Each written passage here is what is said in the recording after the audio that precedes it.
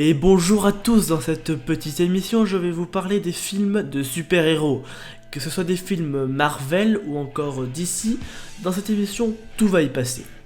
Mais pour en revenir à cet épisode, aujourd'hui on va parler d'Iron Man. Pourquoi me diriez-vous? Eh bien parce que je vais reprendre tous les films Marvel de la phase 1. Que ce soit des films récents ou plus vieux, vous avez certainement déjà entendu parler des films Marvel. Et on va commencer aujourd'hui en parlant, je vous l'ai dit, d'Iron Man.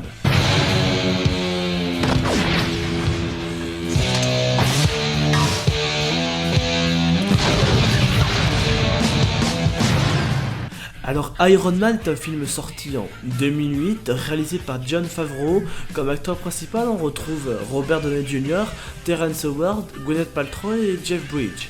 Donc, Tony Stark, un génie, playboy, philanthrope, milliardaire, est un chef d'entreprise. Cette dite entreprise est basée sur l'armement et l'équipement militaire.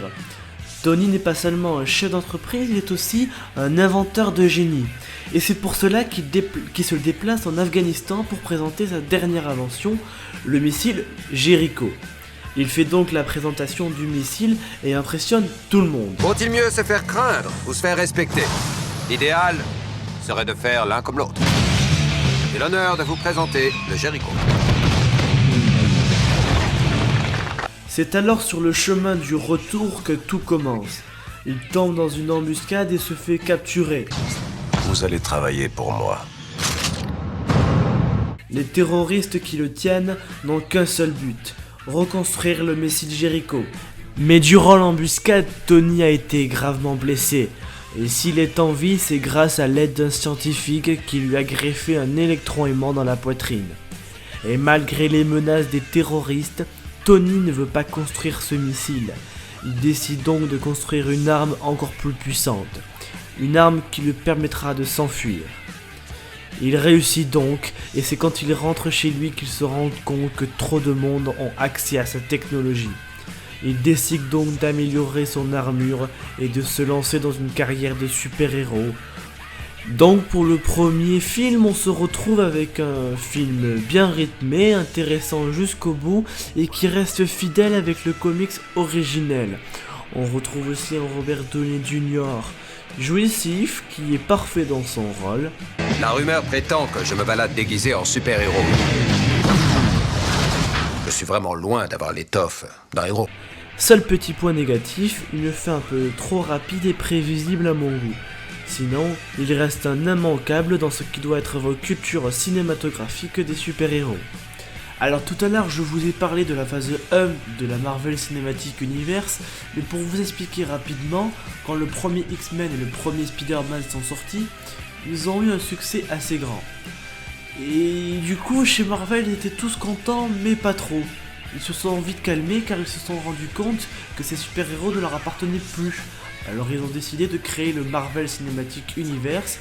Après avoir créé ce dernier, ils se sont décidés de voir quel super-héros il leur restait. Ils ont vu que Iron Man, Thor, Hulk, Captain America et Ant-Man restaient dans leur rang, soit les membres fondateurs des Avengers. Ils ont donc décidé d'adapter au cinéma simultanément Hulk et Iron Man dans le but de lancer la phase 1, ce qui est plutôt bien parti. Bon, chez Marvel Cinematic, ils sont pas cons, parce que dans les films d'Iron Man, ils ont glissé des scènes faisant un lien avec les autres personnages. Par exemple, la venue de l'agent Coulson pour faire un lien avec le Shield.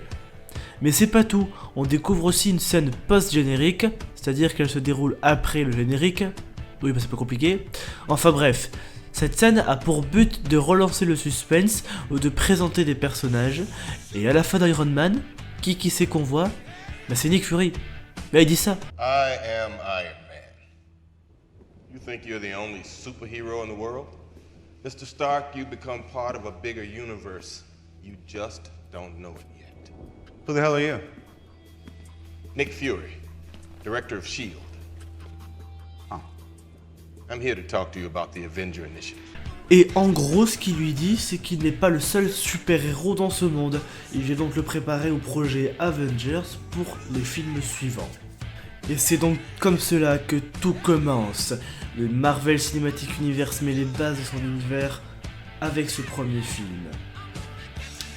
Et voilà, c'est tout pour ce premier épisode. La prochaine fois, on va bien évidemment parler du film Incredible Hulk, qui est ce qu'il est. Enfin bref, pour ma part, c'était Monsieur Biggie, pour vous servir, et je vous dis à la prochaine. Hooked on a feeling, I'm high on believing.